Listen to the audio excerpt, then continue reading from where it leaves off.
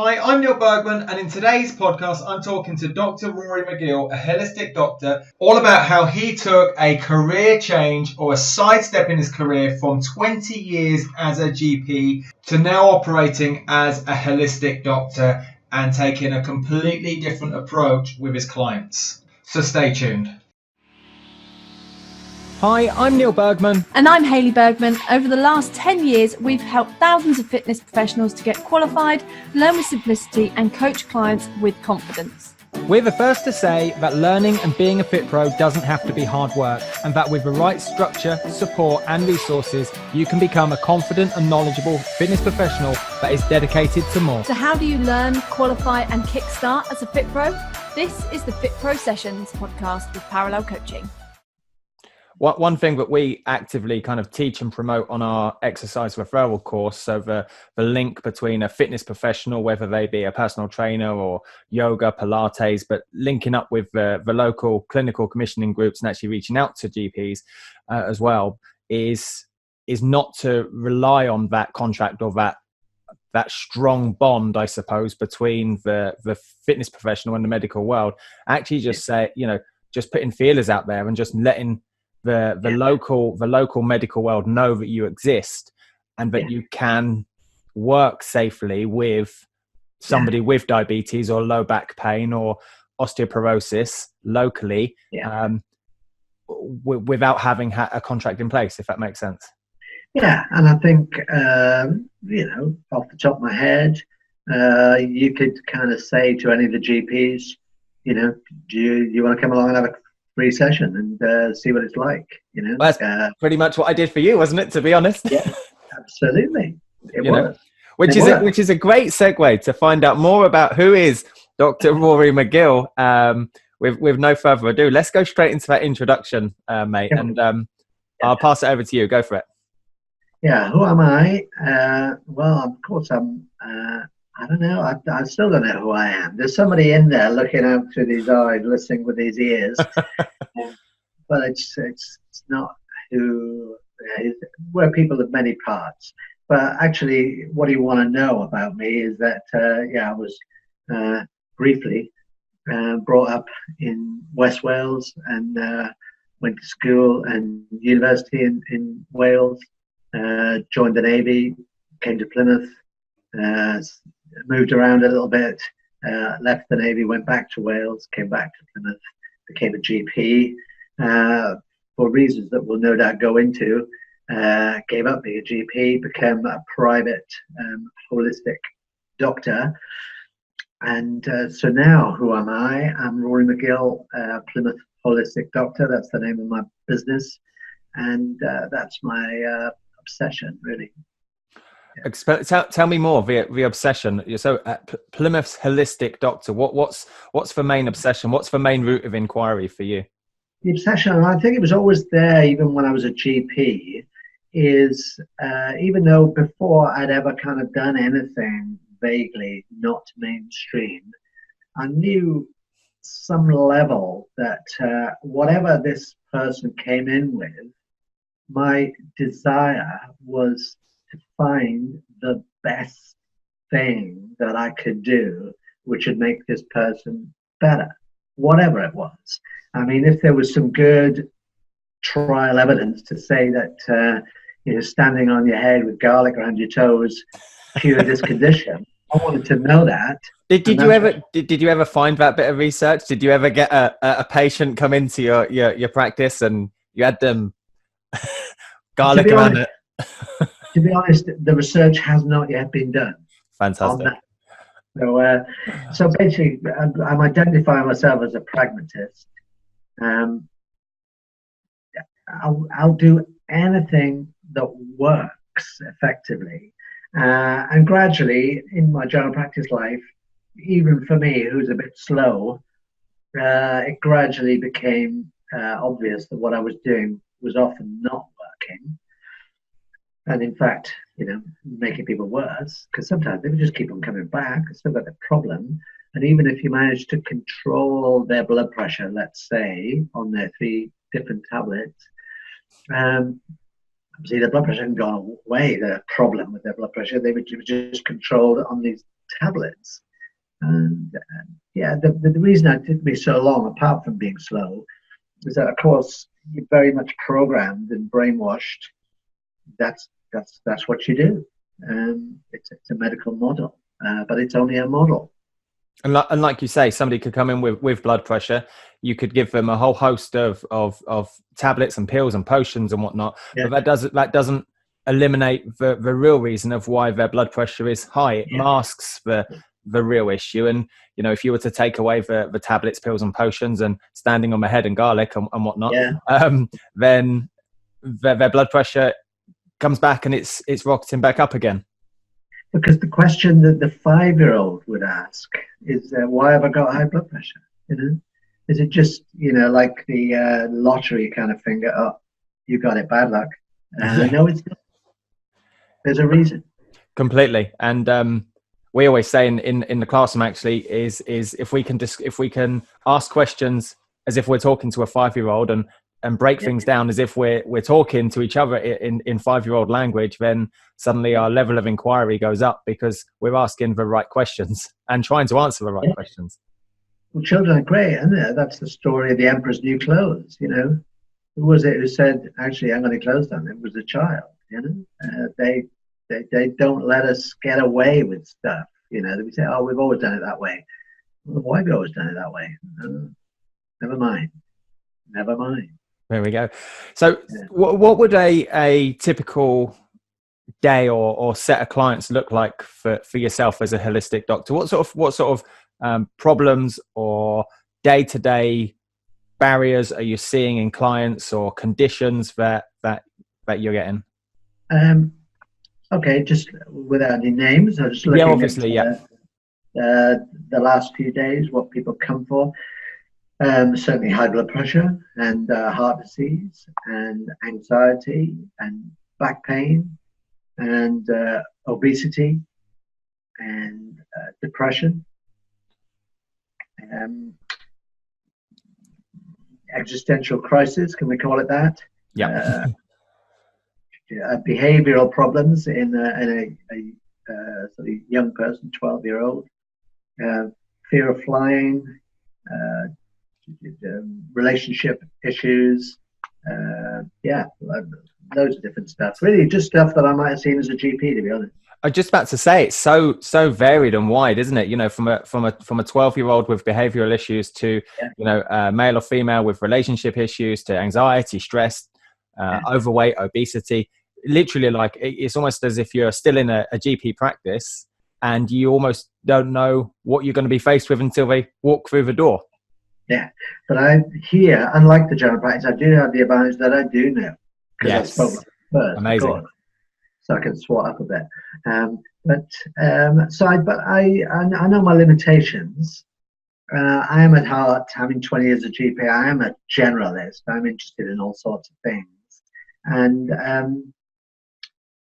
the 80-20 rule is always worth coming back to. You know, you can solve 80% of the problem with 20% of the change, you know. And for many people, you're starting at such a low base in terms of changing your diet, in terms of doing some movement, in terms of getting proper sleep, in terms of stopping poisoning yourself, dealing with stress, that actually you just do those 5 things at a fairly simple level, you can transform a person right there. Amazing. And that, you know, we talk heavily on the PT course about, you know, small ninja moves, like you say, as simple as getting a good night's sleep, you know, having an evening routine, a morning routine for the client could be all it takes for some of those stressors to be eliminated. If you took the key thing there, one of my key things, I have a few little key buzz things, is that building of practices, and you've got to kind of install these practices first of all, because anybody could do it for a couple of weeks and then tail off, like people join the gym in January the 1st and then stop going. You got to keep going for a little while to make it a habit, and then it becomes a practice, and then it's easy, it's automatic. So that's it's important to, because I know so many practices now that, to be honest, I could spend my whole day just doing practices, and that's not a very effective way to live your life. So you need to choose, maybe one from that kind of set, one from that set, one from that set. What do you need the most? Yeah. I suppose all geared towards what's the end outcome we're after at the end of the day. Very much. And sometimes try it and see, does that work for you? Not me. I don't want to do that. Yeah, from personal experience, I came to you a few years ago and we did some work together, and meditation was one of the things to kind of explore and inquire for me. And to start off with, it was something that I enjoyed and I felt the benefits of. And then several weeks down the line, I no longer felt like I got the benefits from it. It didn't feel like a natural practice for me. And it was having that flexibility and adapting to change and saying, well, I'll try a slightly different approach to meditation or mindset work. And that kind of naturally evolves. How do you, let's, what's the question here?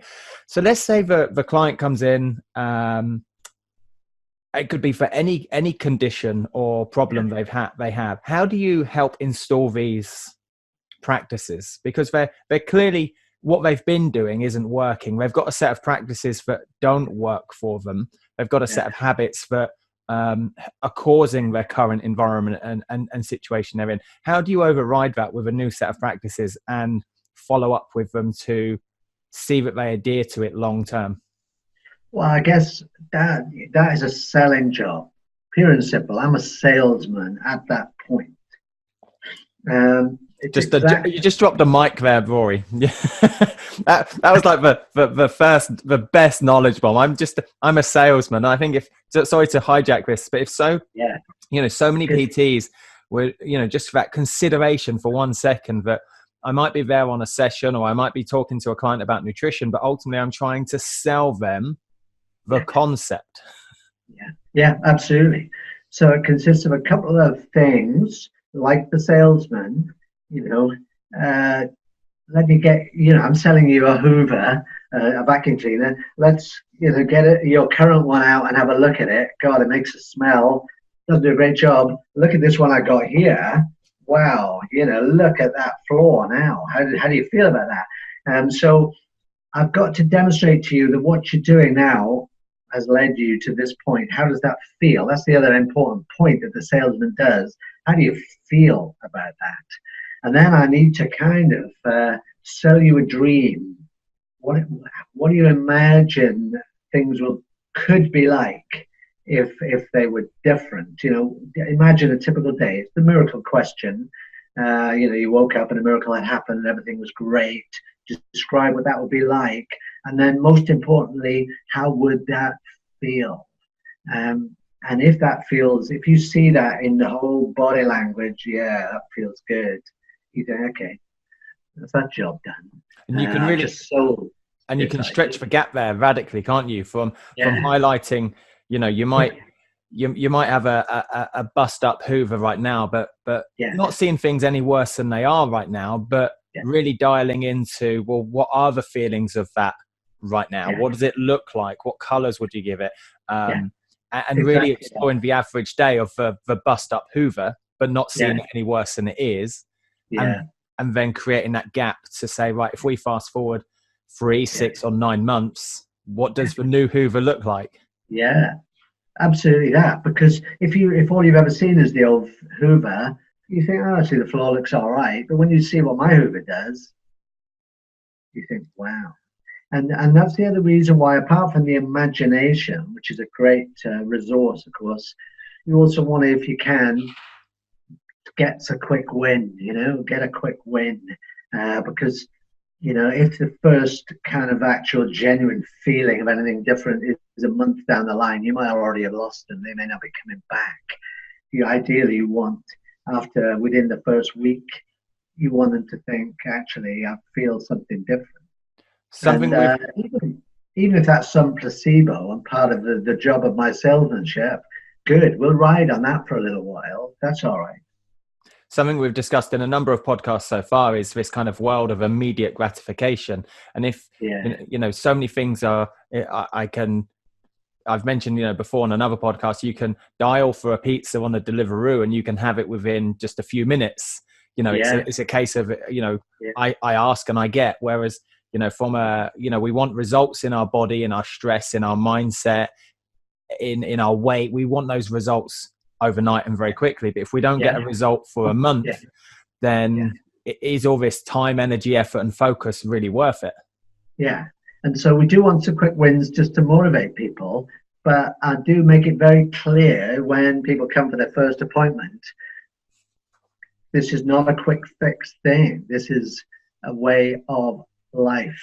This is going, whatever the person has come with that they want to get rid of, which is the usual thing. Actually, I want much more than that. I don't want to get them back to normal. I want to get them way beyond normal. I want to get them to realize how great life could potentially be. What examples of quick wins can you give? I know it's quite a broad question. If we had a hypothetical client, let's say somebody comes in with stress, anxiety, but that also affects their blood pressure, obviously, and it's likely that they're carrying a few extra pounds than they need to be at this point. Yeah.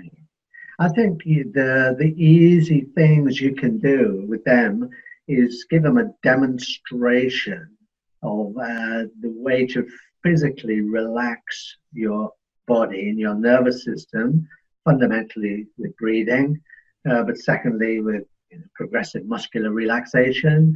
There's a bunch of other things you can do. You can do humming, you can do yawning and stretching. You're giving them a bunch of tools that they can use, but actually just in the moment of coming in and sit in my chair, and if I guide them to breathe in a certain way and just to do a body scan, notice how their muscles will feel, and in that state just take them to a little imaginary kind of special place that they create, and just spend a little time there creating an experience. Chances are they're going to feel very, very different from when they came in that door and from what they've felt for a very long time. That's a quick win, and they can have that whenever they want. I love that. I absolutely love that, because if somebody was coming in with anxiety or stress, and the likelihood is their thoughts are all geared towards the past or all geared towards the future, so that inner mind and chatter, which I know all too well, is running 10 million miles an hour. So to actually slow down that thought process of whatever's happened as you leave, and whatever you're thinking about in the future, you leave, and you become to that present moment and just focusing on something else, takes them into a parasympathetic mode. So the nervous system gets a bit of downtime. So the key thing, as you said there, is if you just go straight into trying to imagine something different, because you're in a kind of fight-flight state, you ain't going there. No chance. Because you need to get out of your head into your body first. Now, if you bring the body down, and that will open up your frontal lobes, then you'd be very happy to go somewhere else. But it's always body first, because in that fight-flight state, what's coming out of your mind is not going to do you any good at all.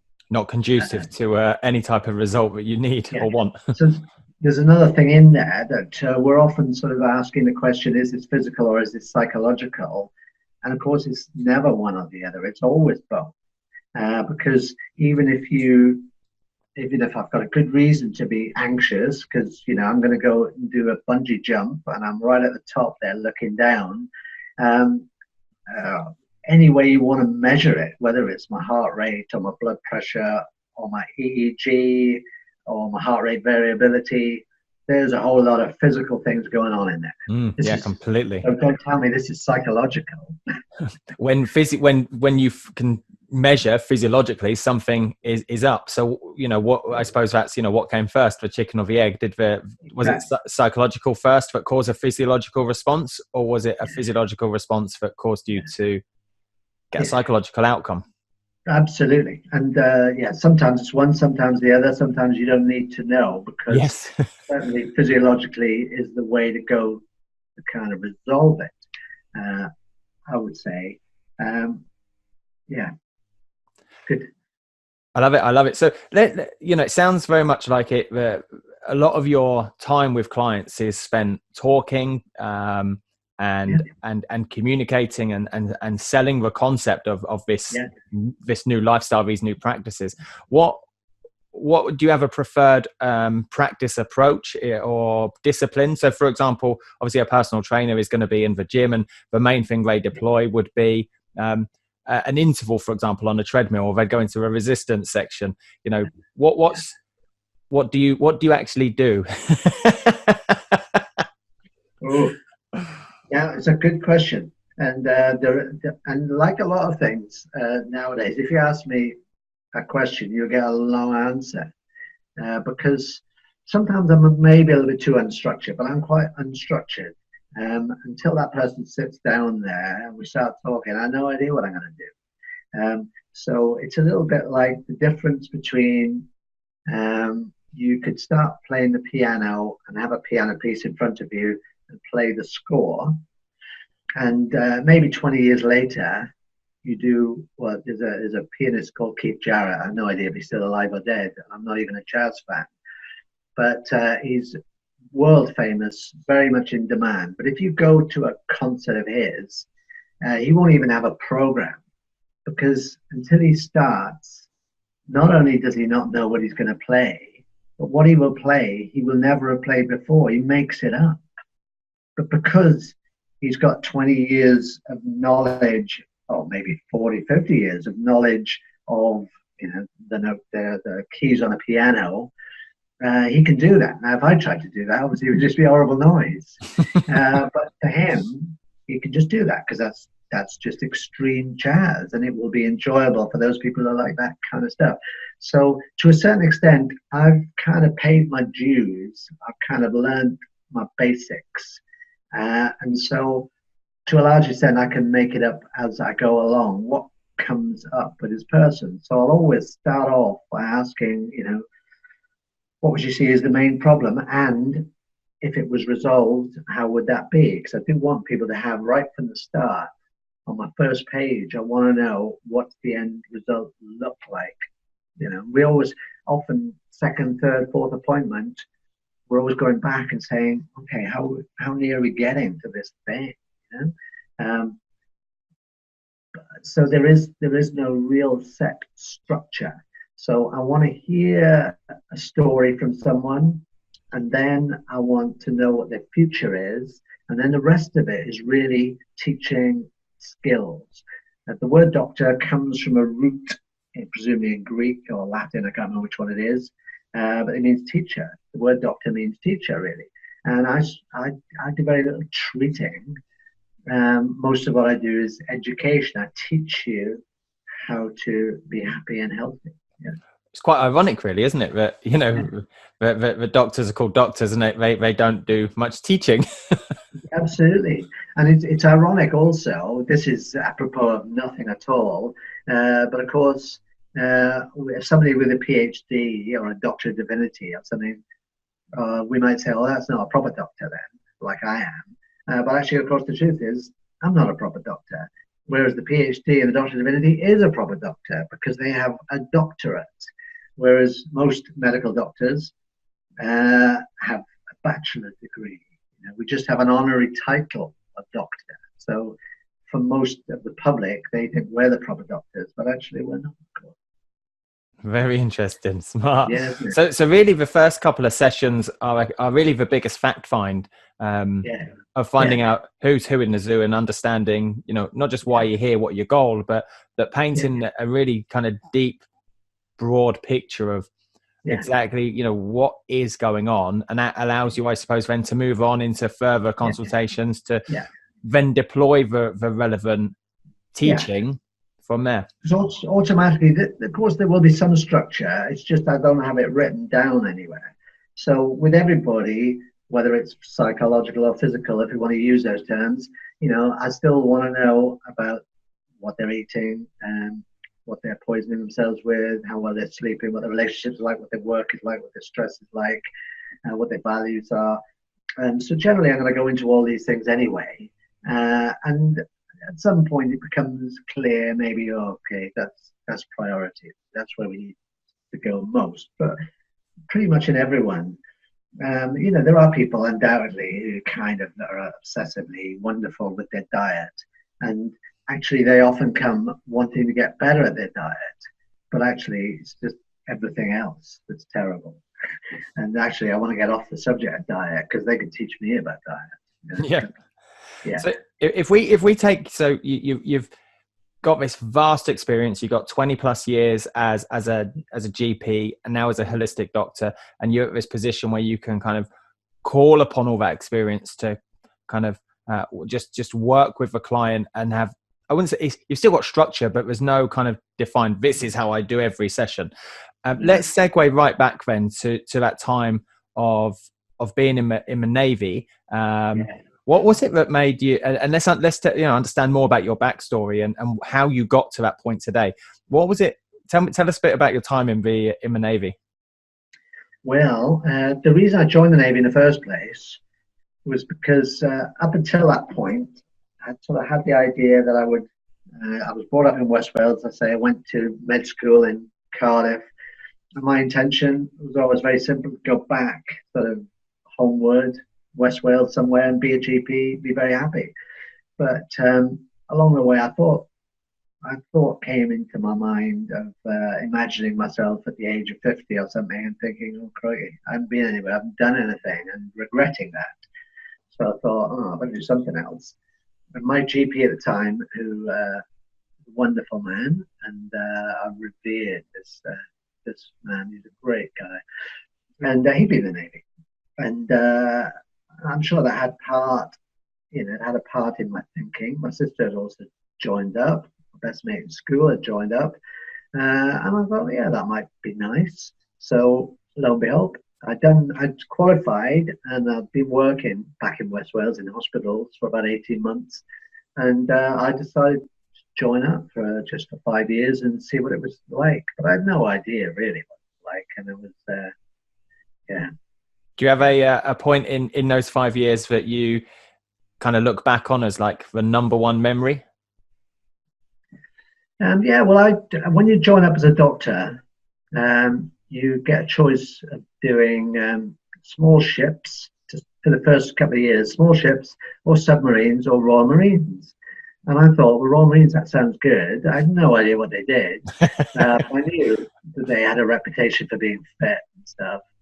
But, I didn't know anything about guns and I wasn't that interested. But, about within maybe a couple of weeks of joining, there I was doing commando training. And, I'm still a civilian in uniform, as I probably was for the whole 5 years I was in, to be honest.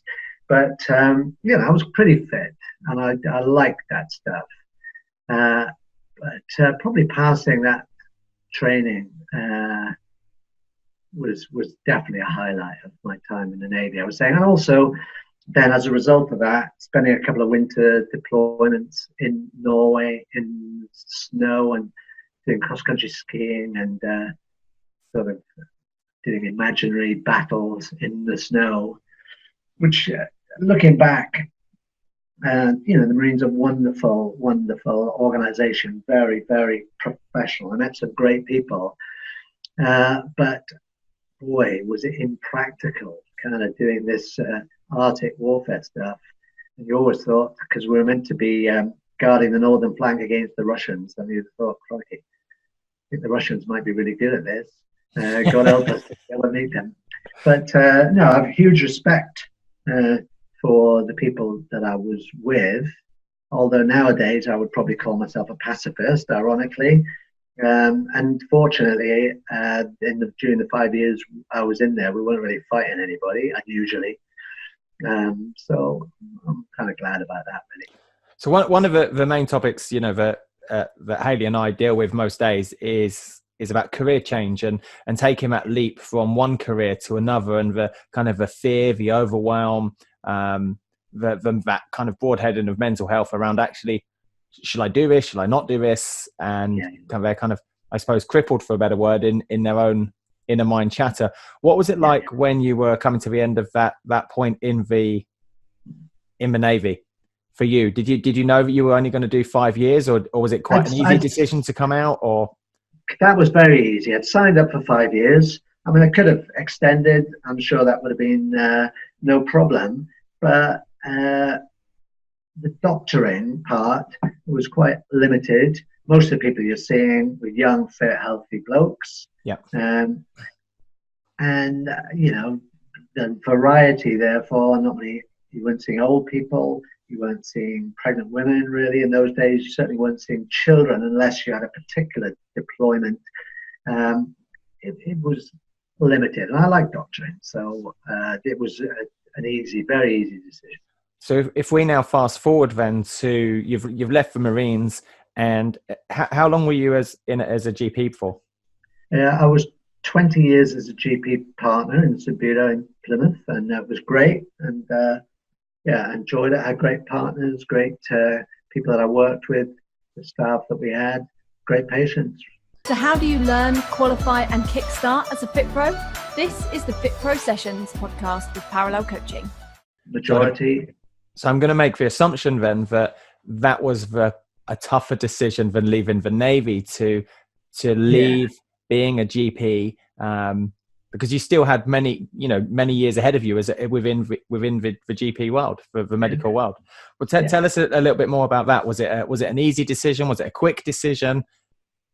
Well, it was. In the end, it was quick, but the lead up to the end took quite a while. So this has been going around in my mind for a while, because I started out with hypnosis. That was the first thing I did that was sort of slightly off track. And that as a course you did? You mean you did a course in hypnosis? Yeah. So there was a piece of research about the use of hypnosis in irritable bowel syndrome, and it was in the Lancet, which is a very proper medical journal. And so I was very straight down the line, but I thought, okay, that's there. That's a useful tool I can add to my kind of tool belt. I'll go and do some training in that. So I did a bit of hypnosis then. And then as a result of that, I thought I need some more kind of psychological knowledge. Just still wanted to carry on as a GP. So I did some psychotherapy training over a couple of years, and that was good. I also, being a pragmatist, I kind of saw that people were using acupuncture and dry needling. And a lot of people come in with backs and necks and things. And I found, without calling myself an acupuncturist by any means, because I haven't studied traditional Chinese medicine, somebody who come in with a bit of a neck problem, sometimes you stick a needle in the painful spot and they go out without a neck problem. Job done in 5 minutes. So I thought, well, this is interesting. And as time goes on, I was also looking at the medication I was prescribing, and some of it I was thinking, I'm glad I'm not taking that. And then that moved on to a point of no way I would take that. And more the medications, no way I'd take that either. And I was also aware that actually I was really fit and healthy, and that's not how I kind of looked after my own health. I didn't take pills.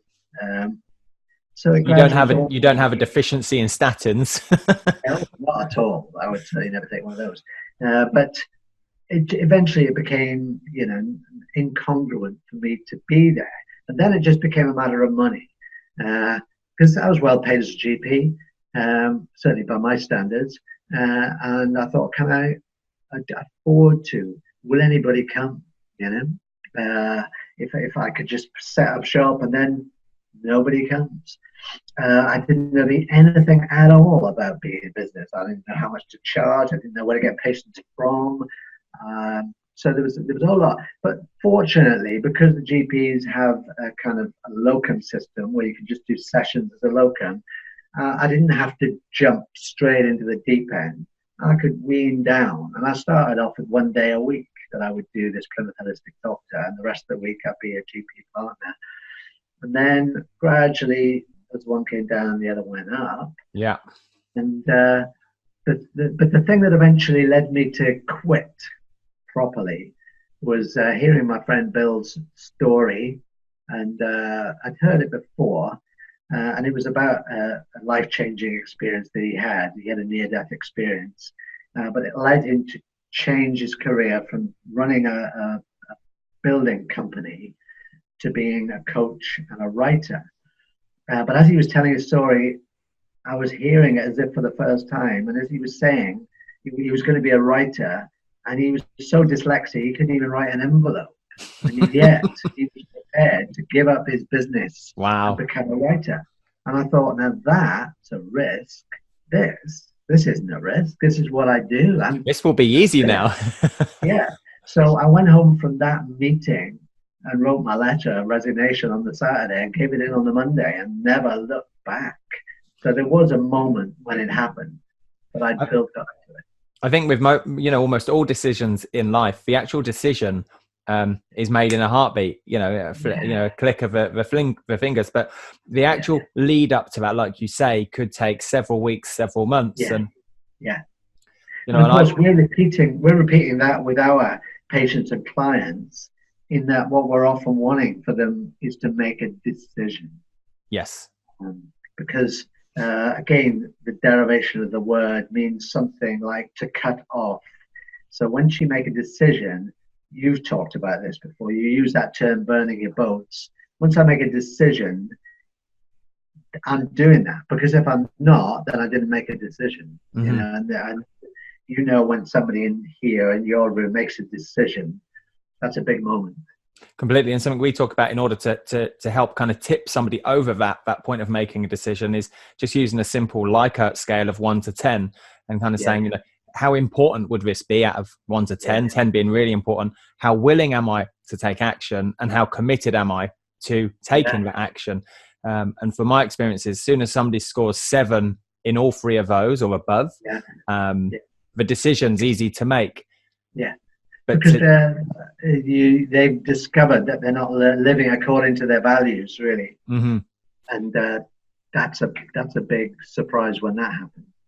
Yeah. And what I like about what you said about is, it was almost a matter of finance and money at this point. So, once you've made that decision, it's like, well, how am I going to make this happen? I'm well paid. I got bills to pay. I got families to, X, Y, and Z. And I think so many of our learners, and I was in that position back in 2010 as well, of working in central London, and I came home from Hayley. I said, I'm thinking of resigning, but it's that first point of, shit, what will life look like if I don't have this level of security? And it's those thoughts, feelings, and fears of that conversation that stops people from taking action. Yeah, because and in part it depends where you are starting from. I always say I was starting from a place where I lived in a 5-bedroom house because I had 4 children, and it was lovely and it was needed at that time, and I'm really glad we had that house. But around the time that I was stopping, the kids were leaving or had left home. They were adults and self-sufficient. And I am a person, actually, my material needs are relatively small. And certainly for a period of time, you'd be surprised what little you can get by with if you've made a decision and if you're determined. And, I was lucky enough to have a profession already. So on the one hand, it was more difficult for me because I had a bigger kind of income to fall from, which maybe your students don't have. They're on the way up.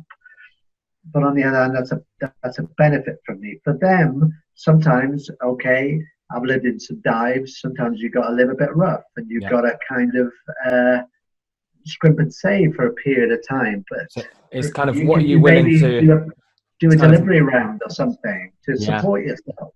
It's kind of what are you willing to compromise and sacrifice. Yeah, I think that for many of our learners, the average age is 43. So majority of the learners are coming from a career whereby they're sitting on 25, 30, 40, 50 plus thousand and kind of sitting there deeply unhappy or frustrated with their day for a whole host of reasons: job satisfaction, end of a career ladder, whatever it might be, or just really wanting a change. And I think that their own experience in the gym gives them some light at the end of a tunnel, and they've they've transformed their body shape, their mindset, their mentality. They've dropped, some weight themselves, and they figure, well, if I can do this, other people must have the same battles. I would love to help people do it. And I think the gym offers them that their own self-liberation to go on and qualify and have a career change.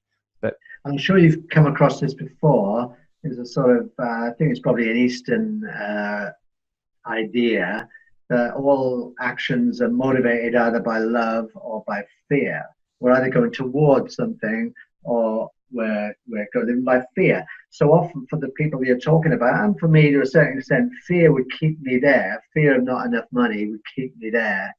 Love takes me forward towards my destiny, and if that is clear enough in my mind and my belief is strong enough, that will overpower fear. And love is definitely a better motivator than fear. So we're either moving away from something, or towards something. Yeah, and towards I think is better. And that's so the type. If we use that then from a client perspective, a client that comes into you, or a client that comes into, say, a fitness professional, and all of their language is away from something, how do you then transition their language or develop a set of practices to work towards something? Well, I think that the principle, first of all, is that, and we did this quite a lot as GPs. I'm kind of sort of telling the truth, but actually carrying like this. You might have a heart attack in 20 years. I don't really care about that. Yeah. It's so far away. It's meaningless to me. There's no need to do any handstands with garlic just yet. Exactly. That kind of fear. So that going away from doesn't really work for me. So again, the quick win thing, I want to have an experience, even if it's an imagination to begin with. I want to have an experience of what it can be like. And even, we've got these things called mirror neurons. So even if I'm witnessing someone else, and this is where your stories of people that you trained who've started in the same place as these other people and got there, actually, if I'm exposed to that story, there was say in my world, there was a famous film called something like Fat, Sick and Nearly Dead. I don't know if you ever saw it. Yeah, with the guy that did that is on the tip of my tongue. Joe somebody, wasn't it? Joe. Yeah. This is a big overweight guy with psoriasis and arthritis. Might have been Australian, I think. He was, yeah. But basically, he just juiced for about a year and just transformed his health. His weight went down enormously, as fit as a flea, his psoriasis cleared up, and it was just astonishing, So again, you witness that, you see he started off actually worse than you are. And okay, you don't have to necessarily juice for a year, but don't fool yourself into thinking it's not possible. It's just whether you're willing to do it or not, So don't tell me it's not possible. So again, it comes back to that communication of not just being a good salesman, but in that salesman is being a good storyteller. Yeah, it is. Oh, absolutely it is. That is part of the dream.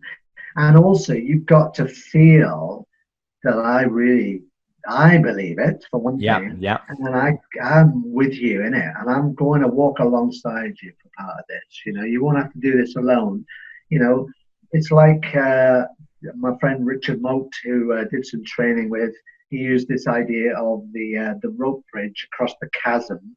So you're in this place that you don't like, and the promised land is over there, but you got to go across a chasm over a rickety rope bridge. And I will walk with you because I've taken people over this bridge before, and it is a bit scary, but actually I've done this lots of times. Keep your eye over there. That's where we're going. And they need to know that I'm with them.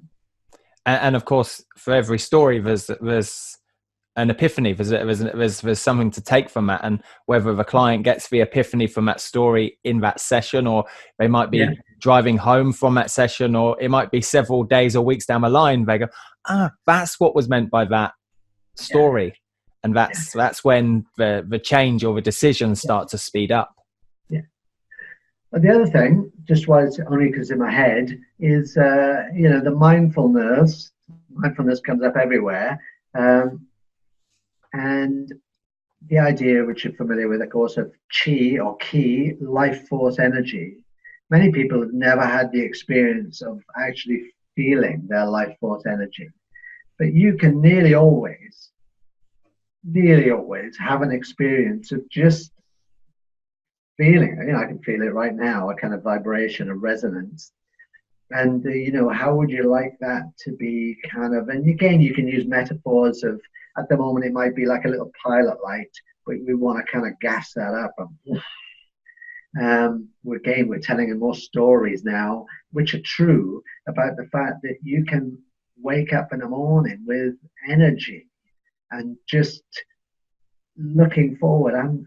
You can't keep me in bed now. I want to get out because not for anything. I just got energy. I'm moving. I want to get out. So give people an experience of what it's like to experience in the moment their life force energy, and notice what it feels like in different situations, and what kind of situations make you feel better, what situations make you feel worse, what food gives you energy, what food drains your energy. Because forget about the heart attack in 20 years. You know that if you eat a certain food afterwards, you feel a certain way. Yeah, that's telling you something. Yeah, we've all felt that. And of course, Christmas time, it's fine. You can feel that. There's nothing wrong with it. But if you feel that every day, there's a bit of a problem. There's a sign there. What I really love about that is you've come from this very prescribed world, no pun intended, from being a GP, but very, very structured to now being not so structured and having this toolbox, this armory of things that you can do, and just and accepting that you could do anything with them that gets them closer to their end result. And it sounds very woo-woo and woolly to hear a GP talk about this life force energy. It's measurable, completely. And the biggest thing I take away as a fitness professional is, my world has been very much, sets, reps, tempo, time, again, things that I can measure, but very much prescription based stuff within a gym setting, or that I could replicate that out in a park or in someone's back garden. But actually taking a step back and realizing that I could still do a whole host of mindfulness things, other additional practices that don't necessarily need a qualification to do, other than my ability to communicate clearly and my ability to storytell, and take somebody to a place that allows them just to consider for 1 second about being present and thinking about, how do I want to wake up tomorrow? Yeah, exactly that. And using the kind of NLP kind of idea, they'll often give you like the basis of a story. They'll say, well, actually, I feel a bit lost. You think, okay, there's a story coming in my head now, and it's going to be about how you get found, because you've just given me that. So using their stories, their buzzwords. Whereas I think, I certainly have been guilty of this, and maybe the listeners have too, whereby you think, well, what story have I got? What message have I got in me? I got a great story. How does the holistic doctor Rory McGill, how does he come up with all these stories? Do you have a book? Do you buy it off Amazon? They do exist. They probably do. But the best person to get it from are the small little buzzwords that your client gives you. Yeah, absolutely, without a doubt. So, and having that set bunch of tools, but also being creative, like a jazz person can be. Yes. In that, I've very often taken people outside the room and gone walking, and the one person taught this to me, which was one of my patients, who's a lad with, I won't go about it, but he had certain difficulties anyway, anxiety in the way his nervous system worked. But his communication problems due to his nervous system. So we would often do the sessions walking in the park, and just the movement of his body freed up his communication. Yeah. So we need to be prepared to do that. I've got in the back here, like I've got like a set of pads and a set of gloves. So if somebody needs to work out a bit of aggression, come and hit the pads. You know, what do you need? What do you feel like you need to do at the moment? I need to punch something. Right, let's punch something, not me. Yeah. Yeah, completely. And that's, you know, something, you know, that my coach said to me many years ago was motion creates emotion. And through walking, you've now, you know, from a seated position in a classic kind of consultation setting, you've got a different breathing pattern with your diaphragm. You've got a different physiology, which only leads to, like how I'm sitting now in front of this green screen. If you're watching on YouTube, you know, I'm in this kind of slumped position, getting closer to the microphone. Whereas if I now take, you know, if I'm working with you now, Rory, if we now stand up, we change and start walking, we change our physiology, we change our blood pressure, which creates a whole new set of thoughts, feelings, and emotions, which again comes back to that Mercedes model within kind of an NLP practice. Yeah. And certainly in here, I will have people stood up, you know, grounding and centering, you know, just like we used to do down on the River Plym in 5 a.m. Club. We'll do some of that in here because, as you say, it changes your state. And one of the lessons for people is learning just how quickly you can change your own state. Yes. And often, if you want to make a change, the first step, change your state, then move. And change your physiology, which is why something for us at Parallel, we're constantly barking on about the importance of anatomy and physiology. It's not a case of just passing an exam, but it's understanding what are the subsystems of the body. How do I challenge and change the state of my nervous system to become more parasympathetic? What impact does that have on my heart and circulation? What impact does that have on my muscular system and the tension and length of certain muscles, and therefore the aches and pains I get at certain joints? So it kind of ricochets down all of these subsystems. But as you say, it starts from just changing your state and making a move. Yeah, absolutely. And you begin to, and that's it. It's empowering, because again, another of the themes of this room, as it is with you, I'm sure, is I'm a teaching, but ultimately most of this, all of it, in the end of the day, is for you to do. You know, so I don't want to waste people's time and money in my room. I want to give them a set of practices they can start to do, and then come back and we'll fine tune them, maybe give them some more. Some of it can be done over email, whatever. Just ask me a question. If you don't want to do that, we'll do something else. But this is, I'm responsible for my health. And patients often used to say, well, you're the doctor. You're responsible, surely. Yeah, sure. Yeah, I come to you. Tell me. So I will give you some help with learning what to do. But actually, at the end of the day, it's always your health belongs to you.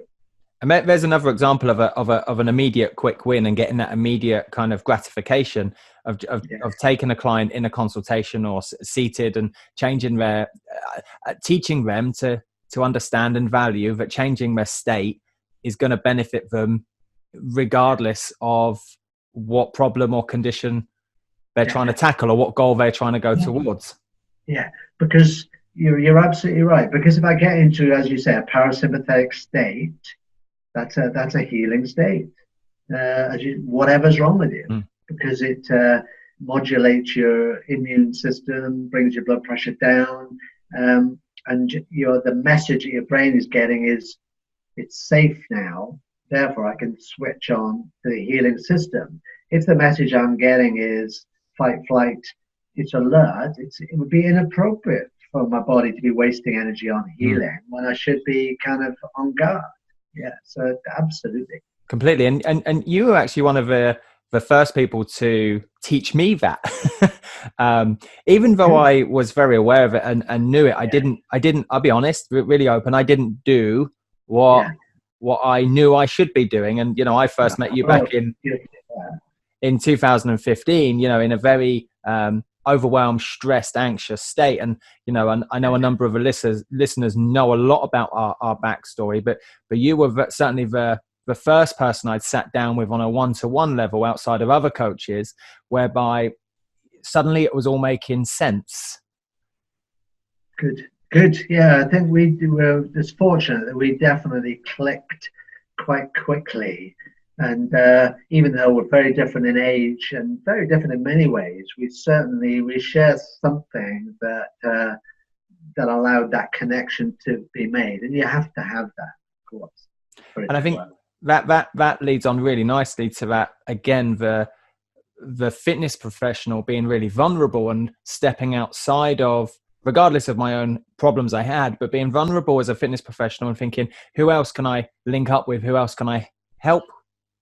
How else can I signpost clients to? And certainly over the years since then, in the last 4.5 years, I've signposted a number of clients your way and vice versa. And, you mentioned about the 5 a.m. club, and you were part of it for a good couple of months, weren't you? And, you mentioned, at the end of every session, there would be 14, 16, 20 plus, 30 plus guys standing next to the River Plym, which is, the mouth of the estuary down here in Plymouth, almost on the beach. And we'd have a closed eye practice whereby we would have our arms moving and real deep, forceful breaths out the nose. And that was some of the early kind of practices that I was doing to take myself from a sympathetic state to being a bit more present in the moment, just for 3 or 4 minutes, 5 minutes, and bringing my attention to my breath and thinking about, what am I grateful for in a day? What was my day going to look like? And, the majority of the guys, as that were participating were heavily overweight, were deeply, stressed, and had various problems within their business, their career, their relationships. But the main symptom for them was, I just need to lose some timber off of my midsection. But actually, if you asked them afterwards, and I'm sure you did, what was the most important thing they got from it, I bet it wasn't that. Even though they got that, that wasn't it. Completely. And that's that. What they thought they wanted versus what they needed were two different things. So from the clients that you have come in, is it very much a case of I'm here, I want to relax or de-stress, or how do I lose weight? But actually, that's what they want versus what do they actually need. Is something inside that toolbox, isn't it? That means it's and that potentially, how great could I be? And not on an ego level, how great could anyone be? You go to that, there's a school up the road, primary school, you go up there to that playground. Every child there has potential for something, something great. The school system, unfortunately for me, because I fit the school system, I'll happily sit in the classroom all day. I love classrooms. But probably, 70% of the kids in there don't fit that kind of learning. They're not going to be academic, and they often come out feeling that they're somehow a bit rubbish. We need to be much better in the education system at identifying people's strengths. What are they good at? Because people that I know of who are electricians, plumbers, and who are friends of mine, will know perfectly well, I can't do any of that stuff. I'm completely useless. And if the yardstick at school was that, I'd be just a dunce. It just happens, but it's not that. And it's really an arbitrary measuring system. And even though I benefited from it, it makes me feel quite angry on behalf of the people who have failed by the education system. I don't know how I got onto that, but but that works for us too. Is identifying a person's strengths and making them feel good about themselves. So I want this person to feel good about themselves. Not that I'm better than anyone else, not Donald Trump style, but just, yeah. But you I've could done be the well. first person that day, and this is what I like about being a coach. I could be the first person that day that truly impacts my client's world, you know, and hundreds of times over, you know, the guys that I used to train would get back to me later in the day and just go, do you know what, for that 20 minutes, Neil, that we chatted, I felt X, Y, and Z, and I haven't felt X, Y, and Z for many weeks or months. And they'd say, thank you. And it was that I think, you know, I don't think many people realize the impact you have, or fitness professionals have, on their client in that moment. It's not about the actual session, it's the ripple effect that you change their entire outlook on their day. You could be the first person, sorry, I'm waffling now, but you could be the first person that has given them a compliment that day. Simple as that. And that puts a smile on their face. So how do you learn, qualify and kickstart as a Fit Pro? This is the Fit Pro Sessions podcast with Parallel Coaching. So, and a key part of that, and I know you're very good at this, and you do teach it, is it needs to be authentic. Because I could say to every one of my people, oh, you're the best, you're great, come on, you can do this. And that's fine, you know, if they're trying to push out an extra couple of reps, that kind of non-specific stuff is great. But actually what you were talking about there, you identify something about John, something about Harry, that actually really is strong. That's what you're identifying. It's real. And that's why it hits there, because it's true. It's a kind of semantics on the word. Yeah, it's really great. You know, exactly that. And understanding what does great mean, but it's also coming down to the tonality in which that's deployed and the context in which it's deployed. And I think that makes, for me, that makes an outstanding coach. Yeah, 100%. Because your attention is all on this person. You've got a connection with them. You're noticing and recognizing and expressing the strengths that they have, and you believe in them. And you've got to remember, again, I'm going on about derivations of words. The word education actually means to draw out. Nice. Not to put in.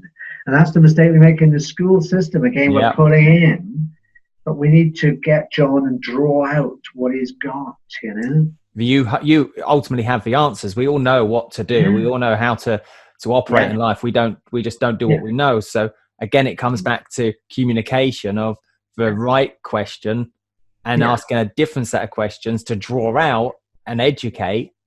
Yeah. And they get the epiphany themselves. Yeah, absolutely. And, you know, does anybody really, really, as you say, not know that the beautiful, fresh kind of salad with a bit of mackerel is better than the kind of junk processed food meal? Does anybody actually really not know that? I'm pretty much sure if we went down to Tesco's and took 1,000 people out and asked them the same question, I'm guessing I'd like to think 999 would be able to tell you, what healthy food needs to go in their shopping trolley that day. Yeah, I think so. But of course, it's addictive and it's created that way for a reason. So we've mentioned in terms of you've got to be able to see the strengths in your client. You've got to be able to communicate. You've got to be a good storyteller. You've got to be a good salesman. And all of this kind of goes into this toolbox. But what things did you actually go on to qualify in to say, right, this is a specific tool within my toolbox that allows you to operate? Well, I did that psychotherapy postgraduate training. And I did a unique training, actually, and I'll tell you why it's unique in a minute. It was a postgraduate diploma in the study of integrative medicine, which is the same as holistic medicine. And it ran at, it was in Bath, but it was under Buckingham University. And I met some great people on that. And it was really, it was evidence-based kind of practice. But after our cohort had gone through it, and we were the first cohort to go through it, the university, I think they got a lot of stick from various quarters about running it. and they kind of withdrew their sponsorship of it. And as far as I know, it's never run again. Oh, wow. But that was a really good foundation. So other than that, I'm mostly self-taught, but like yourself, I'm an obsessive learner. I would spend at least a couple of hours every day learning every day. I think that's a really key point to kind of just hit home for the listeners, and certainly those that sit within the parallel coaching community. It's having that structure every day to draw out, educate, and draw out something new within your skill set, within your toolbox. And I certainly have a morning routine. At the moment, we're exceptionally busy on a number of projects inside Parallel, and that time frames come down, but it's still 45 minutes every morning to read a blog, to listen to something, but not just read it and listen, but to understand, what did I take from this? What have I learned? And how does it fit into what I learned yesterday and what I already know? Yeah, absolutely. Because it's a spider's web that you're building. It's all connected. Or a jigsaw with an infinite number of pieces. But every now and again, you get a new piece, you stick it in there. Oh, wow, I can see what that bit is now. So it does all fit together. And those routines, those practices, coming back to that, reminds me of that kind of story that's attributed to many people, including Gandhi, amongst others, that how long do you meditate for? Well, I do an hour every day, unless it's really busy, in which case I do 2 hours. I think you've heard that one before. Yeah. So when it's really busy, I don't cut down, I do more.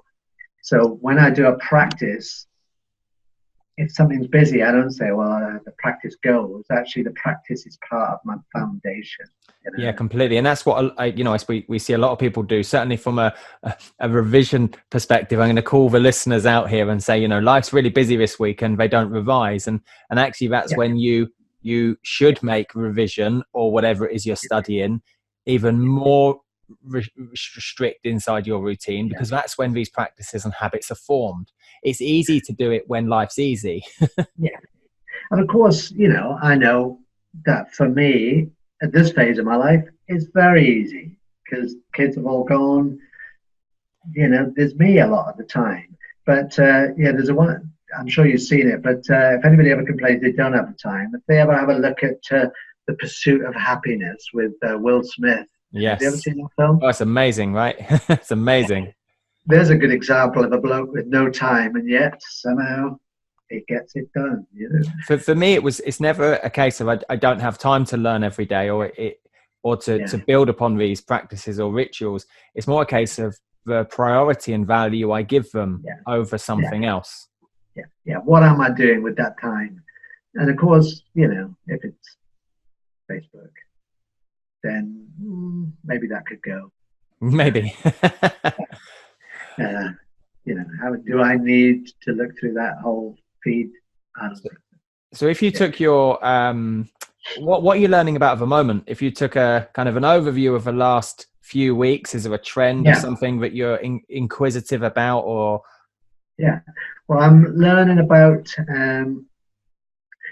funny enough, even though breathing has long been a kind of thing, I've been doing some more stuff on breathing, just listening to all sorts of things about breathing and how so fundamental that is to everything. And like every day, I have a practice of doing my Wim Hof breathing. So I will do some hyperventilation and then some breath holding. So that's part of my breathing practice. I'll also do some, practice nasal breathing. Even when I'm exercising, I try to nasal breathe when I'm running. And then there's the whole mindfulness breathing. So breathing kind of permeates a whole lot of stuff. And then the topic of hormesis, which is the kind of idea that a bit of stress is a good thing, whether that's kind of emotional stress or whether it's the kind of stresses like cold, heat, fasting, exercise. All those things stress your body, but all as a result of stressing your body in a controlled manner for a controlled period of time, get you stronger. And many of them by building the strength and number of mitochondria. The science of mitochondria now is a big, buzzy kind of thing. We want more of these little babies, and we want them to be functioning better. And so, even though, for me, the cold thing, which is again for me a Wim Hof thing, going sea swimming, and even though I can't go sea swimming, going in the cold shower every day. I did the cold shower this morning. Been doing it for a couple of years. It's still a blooming hard thing to do. and that's it. It has immediate effects on your life force energy, but also for me, it was one of those things that by doing it regularly, it makes other hard things easier to do because you get used to doing hard things, like the endurance stuff. Yeah, you get used to making yourself do hard things. Completely, and that's it. We were talking to somebody else on a podcast the other day about sitting in the comfort zone and actually challenging yourself to do voluntarily challenging yourself to say, well, I'm going to do something challenging and hard today, has a knock-on effect to go, well, I'm going to attack other challenging and hard things in my life, and not sit back and take the easiest option. Yeah, because if you stay in the comfort zone forever, comfort zone gets very, very small, and then you die without having lived. Really. Yeah, and you'd have to do the handstand and garlic thing before that, of course. So. I think so. Yeah, definitely. I'm still thinking of the research on that, but maybe there's a joint project there. Theoretical base is fairly light, I think, a bit small. One of the things we talk about on the PT course, which was we started a new PT course this weekend, just gone in Milton Keynes, was specific adaptation to an imposed demand, and looking at that the SAID principle. And you're talking about, or your inquiry of learning at the moment is around stress being a good thing. A lot of people see stress as a bad thing or a negative thing, and understanding that nothing adapts without a stressor. So if I smoke, which is a negative stressor, then over time, my lungs will adapt negatively. Obviously, a very crude example there. But if I take a certain stressor that is positive, for example, like exercise, over time, my body adapts towards whatever I'm stressing it over before it becomes a comfort. Yeah. So as you know, it's fundamental. Probably your first day of your course. If I'm doing body weight or weightlifting, I'm tearing muscle. It's got to repair itself. And in the repair, that's where it becomes stronger. So, without stressing that muscle, it never gets stronger. And there's a great story, another story comes to mind, the story of the butterfly. So there's a child wandering along and it sees the butterfly hatching from the chrysalis. And it watches for a little while, and this butterfly is really struggling. So pops into the house, gets a pair of scissors, and does it a favor and helps it out. And of course, the butterfly just drops to the floor and never flies, because it needed all that to strengthen the wings to be able to fly. That's part of the process. There's no quick fix. You got to do that. And in the gym, don't just go to the gym and drink coffee and walk around. You have to do the work. You actually have to do the work, which is the tagline, as you've seen me use on so many things, which is do the work daily, completely. Yeah. So, if we take, over the last 45, 50 minutes, we've talked a lot about different types of clients and how we go about working with them to get an end result. And it's this holistic approach. What do you see as the relationship between kind of the health medical world and then the health, well-being, coaching, fitness world? How do you see that kind of panning out as we go into the third decade of this century, in just a few weeks' time? I think we can't afford even the current medical system. And I think you can almost extrapolate, particularly the American system, whereby if they carried on the way they were going, eventually the entire gross national product would be spent on health. And clearly that's not sustainable. Not at all. Even at its current level, it's not. And of course, the American system, which is the most medicalized in the world, looking at the sort of average level of health in the population, you might expect it to be the best in the world. It ain't. No, it's way down. Yeah. Way down.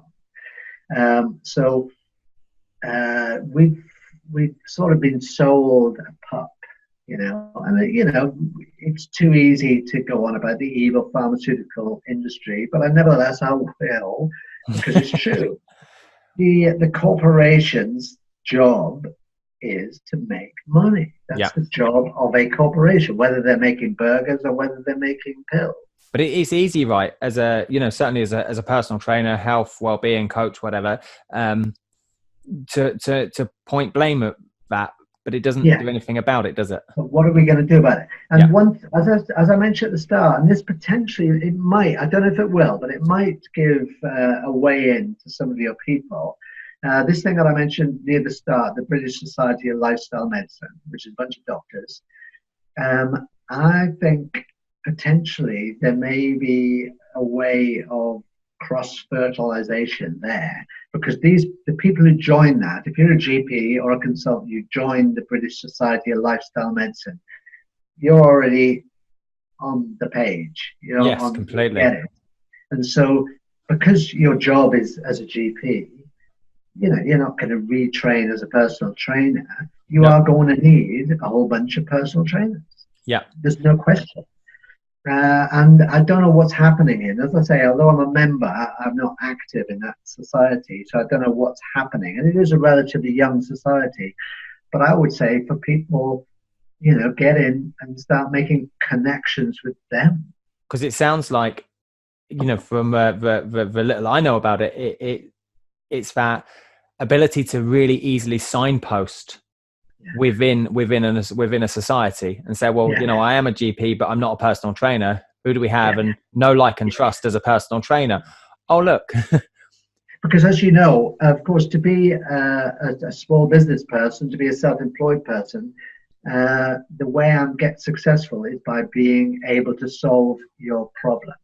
Yes. You know, if my washing machine is bust, I need someone who can solve that problem because I can't solve it. Yeah. So we're problem solvers. We have a niche. You've got a problem. We can do that. You know, you need people to run a thing for that diabetic group or something. Yeah, we can do that. And that's a really, really key point to hit home, because so many people start out in fitness, they qualify, and they want to help everyone and anyone. And as we know, you know, there's no clear message there. You know, they can't clearly turn around and say, this is the person I help, this is the result that I deliver, and use the word, you know, of however cheesy it sounds, is to niche down and say, right, I work specifically with type 2 diabetics, and I run a weekly, you know, group-based coaching, and then do one-to-one, but I'm not interested in all the other conditions. I just work with X. Yeah. And that's a really powerful position to be in. I think it is, and because again, as you will know well, there is no one that can't be helped. There's good research on taking fitness, like even, you know, resistance exercise, into residential homes for old people, and how much it benefits the old people, their state of mind, their balance. Everything benefits. So you still get to do, as a fitness professional, you still get to do all of the funky, sexy stuff that you thought you would do. All you're really doing is calling out and saying, but I do all that funky, sexy stuff, but with just a certain type of person. Yeah, exactly. So I think it does benefit you to kind of, certainly as a personal trainer, to have something that you're known for. Yeah. Completely. And that, you know, I'm pretty sure you do know, but Hayley used to work in a retirement village.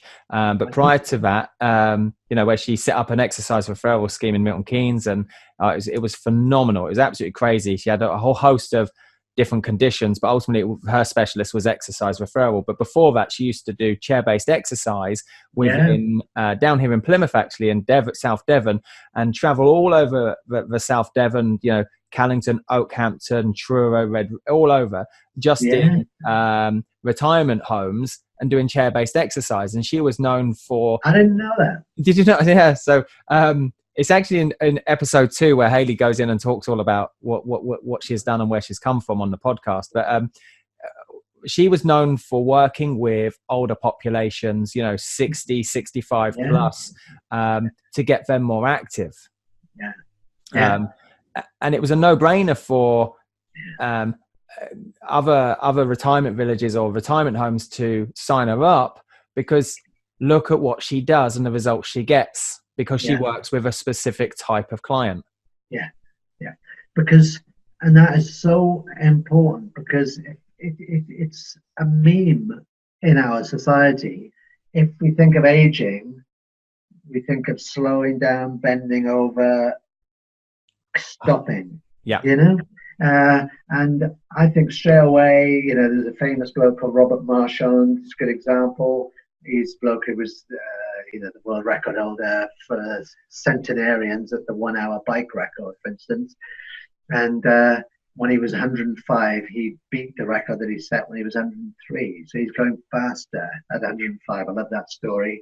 And there's the lady, I can't remember, Teo Portion Lynch, the world's oldest yoga teacher. She's about 90.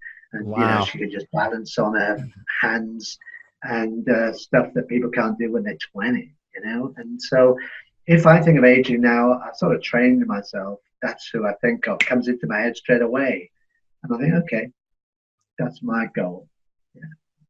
Completely. I think this leads on nicely to, I've got 3 learner questions. I've got a question from Raymond, one from Sam, and one from Tanya. And I've got 2 final questions for myself to finish up, Rory. So Raymond asks, a number of his clients have got Crohn's disease. And outside of traditional medicine, whereby they're working with a GP or whatever to work with that, is there anything he can be doing as a fitness professional to assist in Crohn's disease? Well, I would say definitely there is. On the whole, if someone phoned me up and said they got Crohn's disease, I probably wouldn't see them, as my mate upstairs specializes in gut kind of problems, Hamish. So, we work together like that. And it's not that I don't know about it, but it's not my area of specialty. And that comes back to having an ideal client and a niche. Absolutely. and signposting. Yeah. But there's plenty of evidence-based stuff, like using probiotics, like diet. There's specific diets that are useful in Crohn's. I've just written down a little bit of paper here. Cannabis, funnily enough, has some evidence in Crohn's disease. Proper double-blind randomized controlled trial of cannabis in Crohn's disease, believe it or not. I'm not sure that on the podcast we're promoting to everybody to go and get high on cannabis for our clients. But even if it's cannabidiol, maybe, which is legal. Yep. Probably that would be okay. Glutamine. So that, yes, there's a bunch of stuff. And the best thing for Raymond, maybe, if somewhere, I'm very happy for Raymond to email me, and I can maybe be a bit more personal and specific in an answer for him. But the answer is yes. The first thing I would say again is not being kind of terrified about saying holistic. But if someone did come to me, I wouldn't be saying, right, let's get you off those drugs for a start. The first thing is I'm working with the conventional. In time, I do believe that virtually every condition, including Crohn's, potentially, you could be medication free, but that's down the line somewhere. First of all, we're going to see if we can supplement stuff to enable you to be really well. When you're really well, okay, can you cut back some stuff? Completely. One of the things that as from being in the 5 a.m. club with the lads is when they've got a problem or a condition and it's slightly out of control, it's not about going against the traditional medical world. It's about slowing down their symptoms in alignment with them and seeing how I can work alongside it. It's only once it's under control and we've got we're back to an element of kind of homeostasis. That's when we can start to challenge it. But actually, it's the analogy I give. It's a bit like the client is a bit of a runaway train, and all I want to do is to put the brakes on. Yeah, definitely. And that's a great contribution. If that's all you ever did, that's a huge contribution. So always, I like the thing if I can get people off medications, particularly antidepressants and statins. I'm very happy. I'm at Brazil, but that's not always the case. And So where could Raymond reach out to you? We put it in the show notes, but yeah. I tell you what, we put it in the show notes for Raymond in terms of an ideal email address, maybe, or. Yeah, email be fine. But actually, my email and my mobile phone are in the public domain. They're on my website. So PlymouthHolisticDoctor.co.uk. There's not many Rory McGills around anyway. No, so yeah. Rory McGill Plymouth doesn't have to be doctor. There's Rory McGill Plymouth. Google that. You'll get my email and my mobile number. So I'm very happy for anybody if they've got a question. Then. Cool. So Sam asks, what advice or tips can you offer to get a client to maximize their commitment and adherence in between sessions?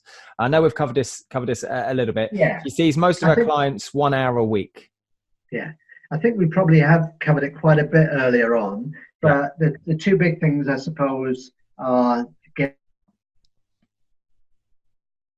why. It just paused. Sorry, Rory. We had a bit. You paused a bit of it. So, what is their why? Why do they want this? What's their motivation? And as part of that, they've really got to feel it. It's got to be not just a kind of a nice idea. It's got to be. I need to be able to feel how shit really things have been. See the discrepancies. See those discrepancies. And feel what it could be like, yeah. Because you got to feel it. So maybe then for the it was a big point for me, actually. If I go back even just a few years, I remember sitting down with a new client down here in Plymouth, and they were expecting me to kind of go into the gym almost straight away and really attack their program. And lo and behold, almost every session, I'd say, let's meet at Costa. And we would sit down outside usually in the pissing rain. It always rains down here. And it would be a talking session. And actually, for me, I recognized that for some clients... to be fair, you did have a caffeine addiction in those days. I did. Not anymore. But for if I was only seeing the client once a week, they didn't necessarily need me in the squat rack or in the gym. The actual problem they had was actually talking and actually making sure that they did have commitment and adherence and going over the communication behind that, because the reality is once you've got commitment and adherence, they can do anything. Yeah, absolutely. And I think that's a good plan. You probably still do the same. Mm-hmm.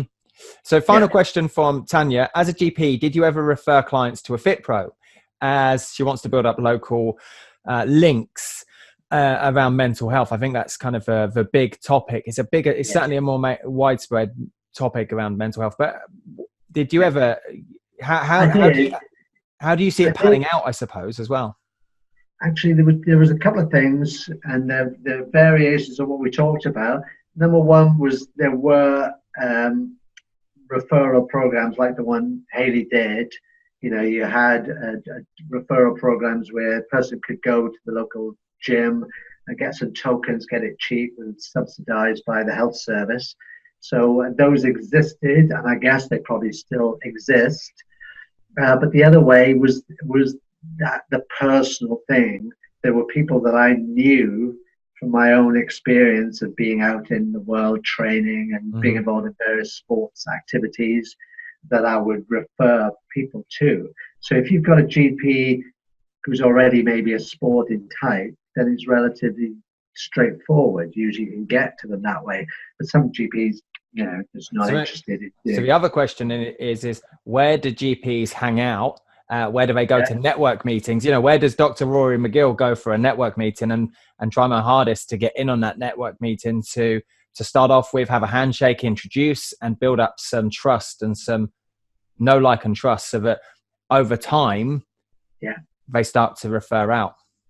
Yeah, well, that's a good question, because clearly I don't, not clearly, it sounds terrible. I don't generally network that much with GPs anymore. I've still got lots of friends there, but that's not where my network is anymore.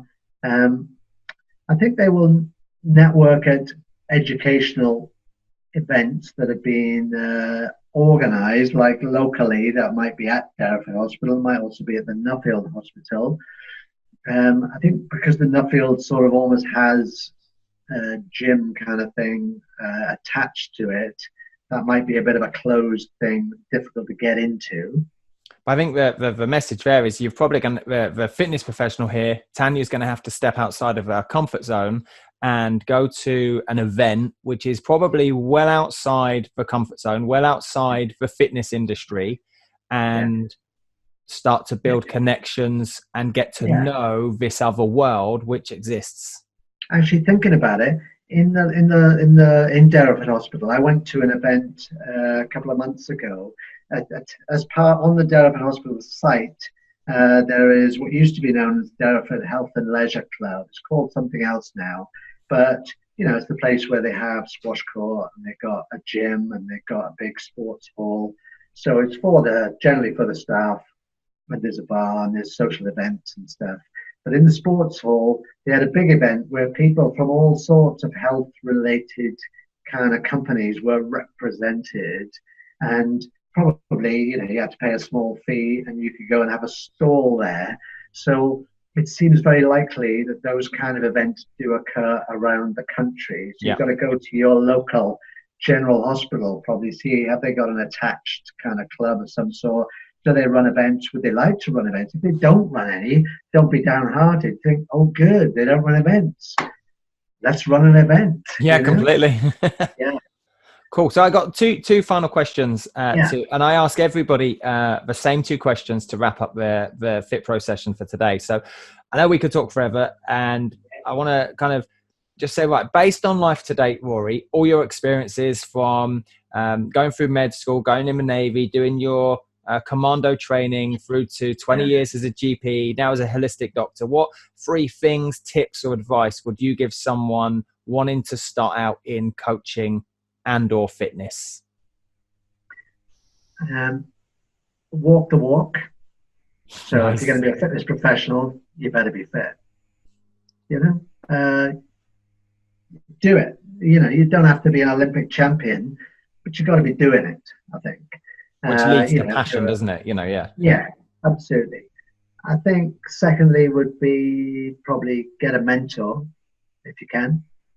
I have had mentors, and looking back, I would have benefited probably from having an identified mentor. So that would have got me going faster. I would have avoided a few mistakes. So that made my second one. And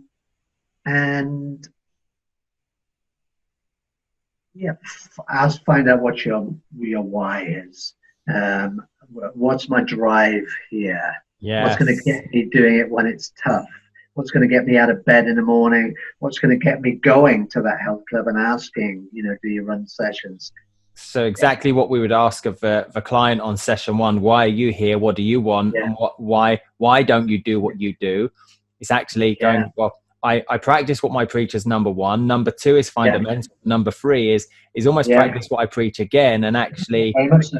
Yeah. Why am I here? What keeps me motivated? Why am I going to adhere to this thing called coaching and see a result even when times are tough? Because it is perhaps what you preach. To a certain extent, I want to be a role model. In that, I want people to think, wow, that bloke's 60 years old. He still does that. He still does that. I refuse to accept you're 60, Rory. I'll be honest.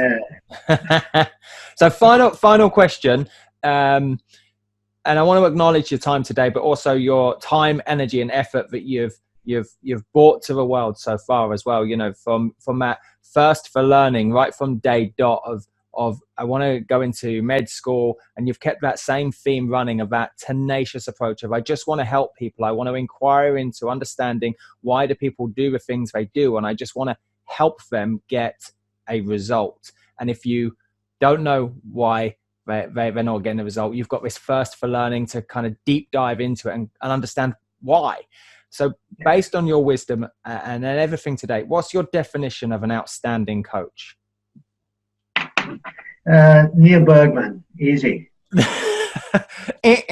No, really. Obviously you didn't plan that. But seriously, you know, I've massive respect for you as a coach. And if anybody, I didn't expect that to be the answer. Actually, I'll go into some stuff in a minute. But seriously, if any of your clients, and they know this, once they spend some time with this, they're already going to know that they do want to model you. What is that about? It's partly about authenticity, you know, and walking the walk. It's partly about energy and enthusiasm and kind of, you know, that kind of, that thing that you've got that you won't let them kind of not turn up in a way. Completely.